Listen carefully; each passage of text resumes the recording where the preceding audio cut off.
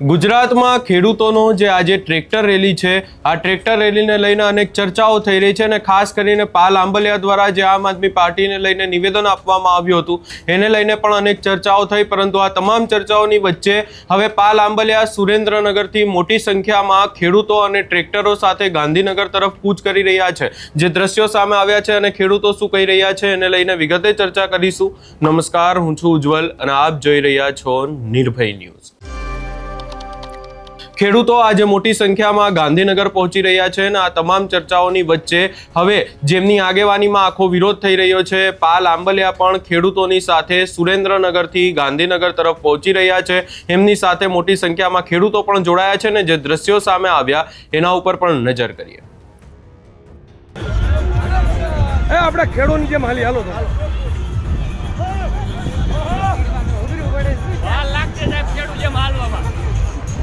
હું તો મારી હાલેથી હાલી કોઈ હાલો એવું રાખે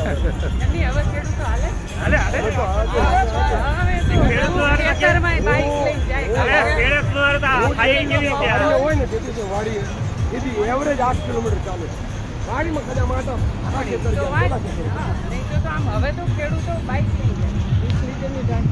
મિત્રો, ચારે બાજુથી જે ખેડૂત ભાઈઓ ટ્રેક્ટર લઈને આવે છે એ તમામ ખેડૂત ભાઈઓને વિનંતી છે કે શાંતિપુરા સર્કલ જ્યાં આપણે જોડાઈએ ત્યાં પહેલાં તો કાયદો અને વ્યવસ્થા જળવાઈ રહે એનું ખાસ ધ્યાન રાખીએ। શાંતિપુરા સર્કલ ખાતે જે કોઈ 4 વ્હીલ લઈને આવ્યા છે એ પણ હમણાં પોલીસ મિત્રોનો ફોન હતો કે આડેધડ પાર્કિંગ ના કરીએ અને વ્યવસ્થિત રીતે આપણી ટ્રેક્ટર યાત્રા પસાર થઈ શકે એવી રીતે આપણે એનું ખાસ કાળજી રાખીએ। અત્યારે લગભગ 500 થી 600 ટ્રેક્ટરો સૌરાષ્ટ્ર, ઉત્તર ગુજરાતનો અડધો ભાગ બધા મળી અને અત્યારે અહીંયા વિરમગામ ચોકડીએથી 500-600 ટ્રેક્ટરો લઈ અને લાલજીભાઈ, મહેશભાઈ, ગીતાબેન, જીતુભાઈ, કિશોરભાઈ, નેહુલ, આખી ટીમ જે છે આ ટીમ અત્યારે અહીંયાથી પ્રસ્થાન કર્યું છે। લગભગ 1 કલાકની અંદર શાંતિપુરા સર્કલે આ ટ્રેક્ટર યાત્રા પહોંચશે। જયેશભાઈ પટેલને આખી જે દક્ષિણ ગુજરાત અને મધ્ય ગુજરાતની આખી ટીમ છે એ લગભગ શાંતિપુરા સર્કલે પહોંચવા આવ્યા છે। એવી જ રીતે ઉત્તર ગુજરાત અને મધ્ય ગુજરાતનો અડધો ભાગ નરસિંહભાઈ દેસાઈ અને આખી ટીમ જે છે એ બાજુથી અમરાભાઈ ચૌધરી હોય, ભરતભાઈ કારાણો હોય, એ આખી ટીમ છે એ બાજુથી ટ્રેક્ટરો લઈ અને આવે છે। એટલે આપણે જે 1111નો આંકડો આપ્યો હતો એ 1111ની સામે કદાચ 2222 ટ્રેક્ટર થઈ ગયા છે। એટલે ગુજરાતના ખેડૂતોએ આ સરકારને એનો જે તાકાત દેખાડવાની હતી, ખેડૂતોની એકતા દેખાડવાની હતી, આ એકતા દેખાડવાનું કામ કર્યું છે। સરકારે તમામ પ્રયત્નો કર્યા છે।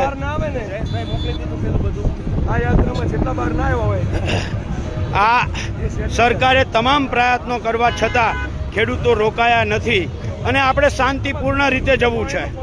આપણે ક્યાંય કરતાં ક્યાંય કોઈના ઉશ્કેરાટમાં આવવું નથી। કોઈ કાંકરી ચાળો થાય નહીં એની આપણે બધાયની જવાબદારી આવે છે। દરેક વ્યક્તિઓએ પોતાની જાત ઉપર સંયમ રાખવાની ખાસ જરૂર છે। એટલે બધાયને વિનંતી છે કે શાંતિપૂર્ણ રીતે ગાંધી ચિંધ્યા માર્ગે સરકારને આપણે અલ્ટિમેટમ આપવા જઈએ છીએ। સરકારને આપણે અલ્ટિમેટમ આપવા જઈએ છીએ અને જો નહીં સમજે તો આવનારા દિવસોમાં આપણે પદયાત્રા કરવી પડે તો પદયાત્રા, ઉપવાસ આંદોલનો કરવા પડે તો ઉપવાસ આંદોલનો અને સાથે મળીને આવતી 15મી ઓગસ્ટ જ્યારે રાષ્ટ્રધ્વજ ફરકાવવાનો હોય ત્યારે આખા ગુજરાતના ખેડૂતો એક સાથે એક જગ્યાએ એક મંચ ઉપર ભેગા થઈ અને રાષ્ટ્રધ્વજ ફરકાવી અને સરકાર પાસે પોતાની માંગ જે છે એ મંગાવવા માટે નહીં, ત્યારે આપણે આપણો હક લેવા માટે સરકાર સામે રાષ્ટ્રધ્વજ ફરકાવીને બેસી જવું પડશે। તો બેસવાની પણ તૈયારી છે।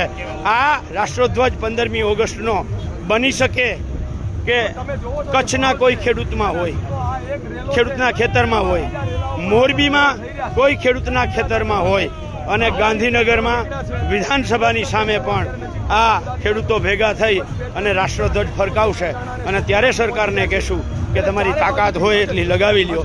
અમે ગુજરાતના ખેડૂતો છીએ। અમે ગાંધી સરદારના વંશજો છીએ, અમે અહિંસામાં માનનારા છીએ, અહિંસાની તાકાતને ઓળખનારા છીએ.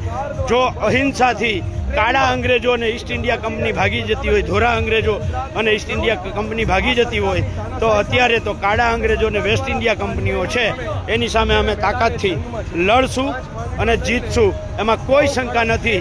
પણ અમે કાયદો અને વ્યવસ્થા તોડવા નથી માંગતા. ગીતાબેન, તો અમે મૂકશું. આપ બધા જોઈ શકો છો જેવી રીતે ખૂબ મોટી સંખ્યામાં મહિલાઓ પણ જોડાઈ છે, દીકરીઓ પણ જોડાઈ છે. આ બધા બસની અંદર ખૂબ મોટી સંખ્યામાં આ ખેડૂતો આ યાત્રામાં જોડાયા છે.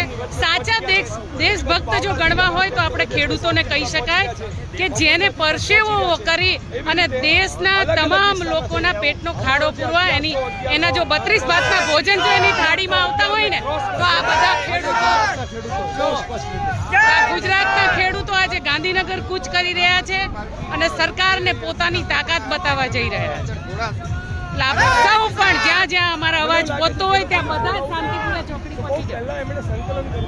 તો મિત્રો, બધા જ શાંતિપુરા સર્કલે ભેગા થઈ અને ત્યાંથી આગળ વધીશું.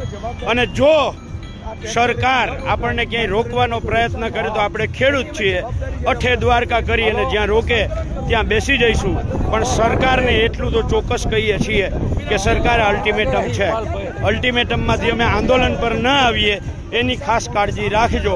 અને વહેલામાં વહેલી તકે અમારી જે માંગો છે એના ઉપર તાત્કાલિક નિર્ણય કરો એવી અમારી બધાયની, આખા ગુજરાતના ખેડૂતોની, ગુજરાત કિસાન સંઘર્ષ સમિતિ, ગુજરાત કિસાન કોંગ્રેસની બહુ સ્પષ્ટ માંગ છે. સરકાર વહેલામાં વહેલી આ બાબતે નિર્ણય કરે એવી અમારી અપેક્ષા.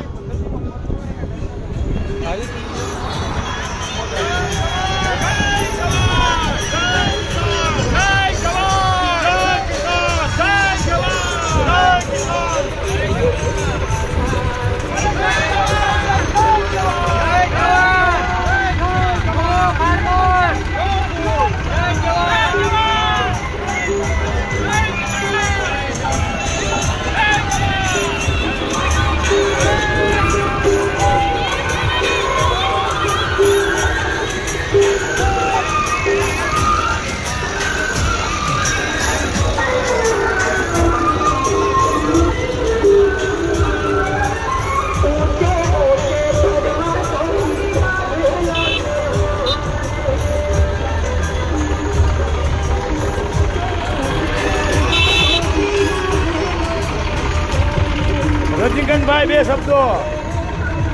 હું આટલા વર્ષથી જોઉં છું, જેટલી સરકાર આવી કોઈ દી ખેડૂતોને કે માલધારીઓને જમીન નથી આપી. વીજળી ખવાય નહીં, પૈસાના બટકા ભરાય નહીં. આજે જે અનાજ મોંઘું છે કે જે દૂધમાં મિલાવટ છે એનું કારણ શું છે કે સરકાર ખેડૂતો અને માલધારીઓનું વિચારતી નથી. એના કારણે શહેરવાળાઓને ભેળસેળિયું ખાવું પડે છે. તો સરકાર ખાલી વેપારીઓને નહીં, માલધારીઓને અને ખેડૂતોને પણ જમીન આપે. એટલે જ કહીએ છીએ, જો કિસાન બચશે તો દેશ બચશે. કિસાનથી મોટો દેશનો રક્ષક કોઈ નથી. જય જવાન, જય કિસાન. સત્યમભાઈ, અત્યારે હજારો ખેડૂતો નીકળી પડ્યા છે. પેટની અંદર સરકારના પેટને તાળા લાગી ગયા છે. પેલા પાણી નહોતું હલતું, હવે ગડબડાટી ઉપડી ગઈ છે. ખેડૂતોની એકતા જોઈ આ જ્વાળા છે, આ જ્વાળાની અંદર સરકાર ભસ્મભૂત થઈ જશે જો હજી નહીં સમજી તો. અત્યારે ખેડૂતો જાગી ગયા છે અને આખા ગુજરાતના ખેડૂતો સરકારની સામે લડવાના મૂડમાં છે. જ્યારે જગતનો તાત જાગે ત્યારે સૂટ બૂટ વાળા લૂંટારાઓ ભાગે.